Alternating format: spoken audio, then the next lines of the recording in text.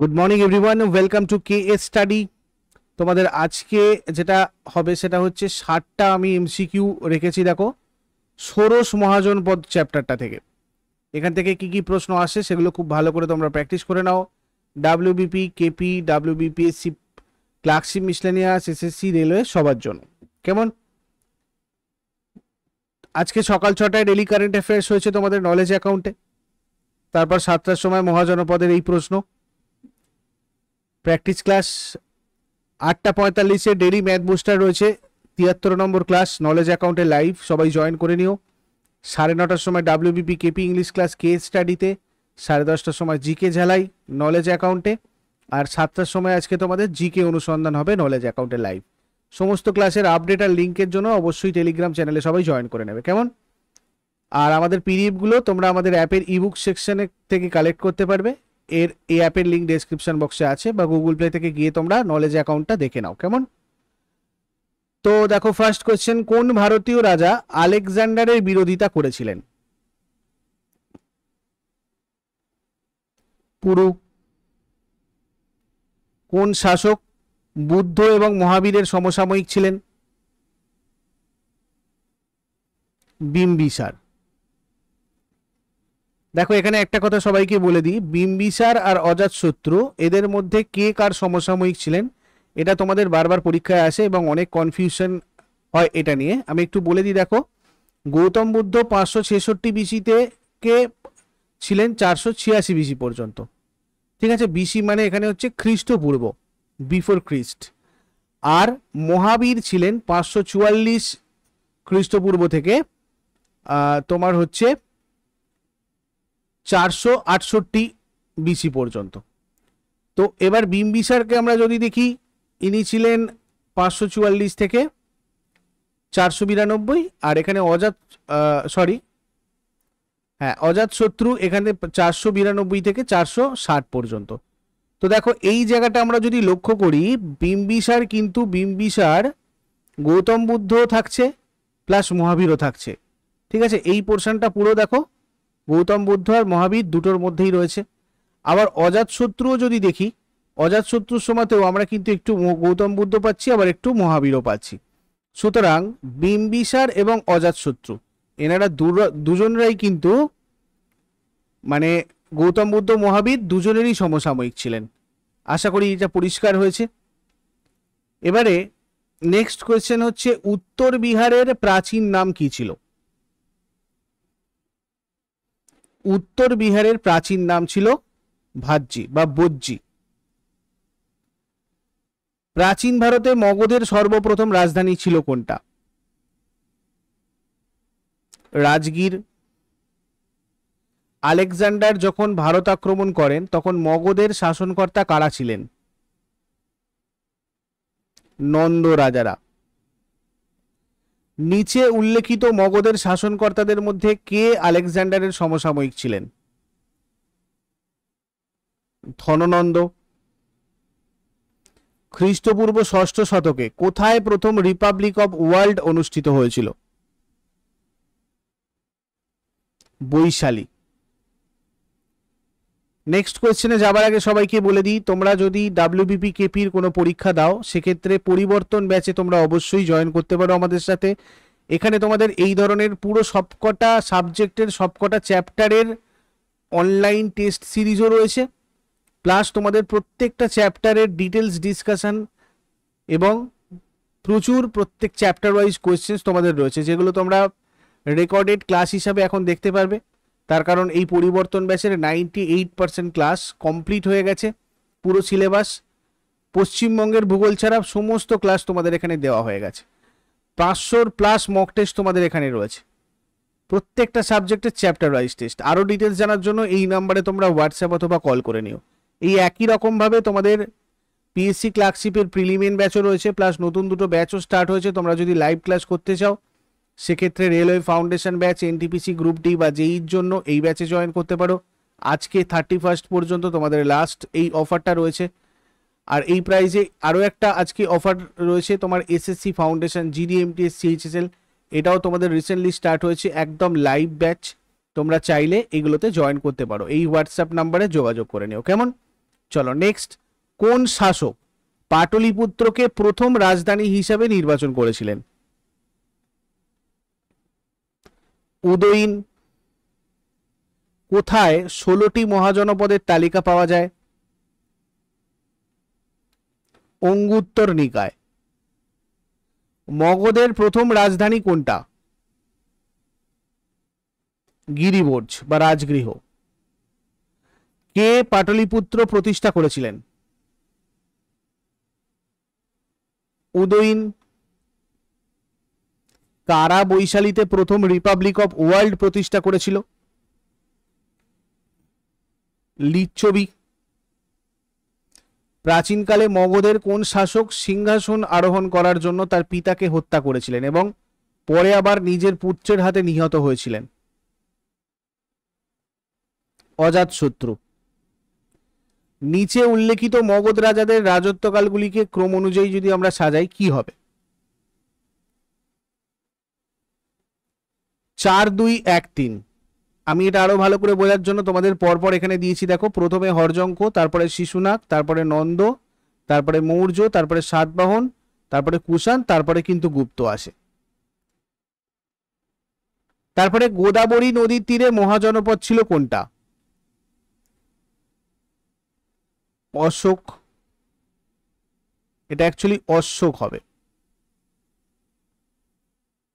নন্দ বংশের প্রতিষ্ঠাতাকে? মহাপদ্মনন্দ। আলেকজান্ডার আক্রমণকালে নিচের বংশগুলির মধ্যে কোনটি কোনটি উত্তর ভারতে রাজত্ব করছিল? নন্দ। নিচে লিখিত কোন জন অন্যদের সমকালীন নন? মিলিন্দা। নিচে উল্লেখিত কোন দুটির মধ্যে প্রাচীন শহর তক্ষশিলা অবস্থিত? সিন্ধু আর ঝিলাম। নিচে লিখিতদের মধ্যে কোন জন আলেকজান্ডারের সাথে ভারতে আসেননি? ডিমাকুস।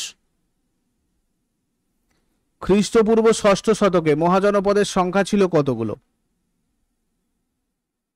16টি। প্রাচীন কাশী রাজ্যের রাজধানী ছিল কোনটা? বারাণসী। ষোড়শ মহাজনপদের মধ্যে সবচেয়ে শক্তিশালী ছিল কোনটা? মগধ। ষোড়শ মহাজনপদের মধ্যে প্রজাতন্ত্রী রাজ্য ছিল কোনটা? বজ্জী। দক্ষিণ ভারতের একমাত্র মহাজনপদ ছিল কোনটা? অশোক। আলেকজান্ডার ভারত আক্রমণ করে কত খ্রিস্টাব্দে? 327 খ্রিস্টপূর্বাব্দে। আলেকজান্ডারের কাছে প্রথম বশ্যতা স্বীকার করেছিলেন কে? রাজা অম্ভি। কুরু নামক জনপদটির বর্তমান অবস্থান কোথায়? দিল্লি। বিহারের রাজধানী পাটনার পূর্ব নাম কি ছিল? পাটলিপুত্র। আলেকজান্ডারের সময় মগধের রাজা কে ছিলেন? ধননন্দ। নিচের কোন মগধ সম্রাট অঙ্গকে তার সাম্রাজ্যের সাথে যুক্ত করেন? বিম্বিসার। মগধে নন্দ বংশের পতন ঘটান কে? চন্দ্রগুপ্ত মৌর্য। অঙ্গরাজ্যের রাজধানীর নাম কি ছিল? চম্পা। হর্যঙ্ক বংশের শেষ রাজাকে? নাগ দশক। কনিষ্কের রাজধানী কোথায় ছিল? পুরুষপুর বা পেশোয়ার। নন্দ বংশের শেষ রাজা কে ছিলেন? ধননন্দ। রাজগীর নামক শহরটা কে স্থাপন করেছিলেন? বিম্বিসার। কনিক উপাধি কে গ্রহণ করেছিলেন? অজাতশত্রু। কার আমলে প্রথম বৌদ্ধ সংগীতি অনুষ্ঠিত হয়? অজাতশত্রু। ষোড়শ মহাজনপদগুলির মধ্যে 15টি অবস্থিত ছিল কোথায়? সবকটাই উত্তর ভারতে ছিল, অশোক শুধু ছিল দক্ষিণ ভারতে। ষোড়শ মহাজনপদগুলির মধ্যে অশোকের অবস্থান ছিল কোথায় তাহলে? দক্ষিণ ভারতে। বিহারের পাটনা আর গয়া জেলায় অবস্থিত ছিল কোনটা? মগধ। বাসসাকার কে ছিলেন? বাসসাকার ছিলেন অজাতশত্রুর মন্ত্রী। কৌশাম্বী কোন মহাজনপদের রাজধানী ছিল? ভাতস। অ্যাকচুয়ালি এটা বৎস হবে, ঠিক আছে। সমকালীন সাহিত্যে কোন মহাজনপদ গঙ্গাসাগর বলে চিহ্নিত? ব্রিজি, যেটাকে আমরা বজ্জি বা ব্রিজি বলছি সেটা, ঠিক আছে। কোন মহাজনপদ সুতি কাপড় এবং একটি ঘোড়ার বাজারের জন্য বিখ্যাত?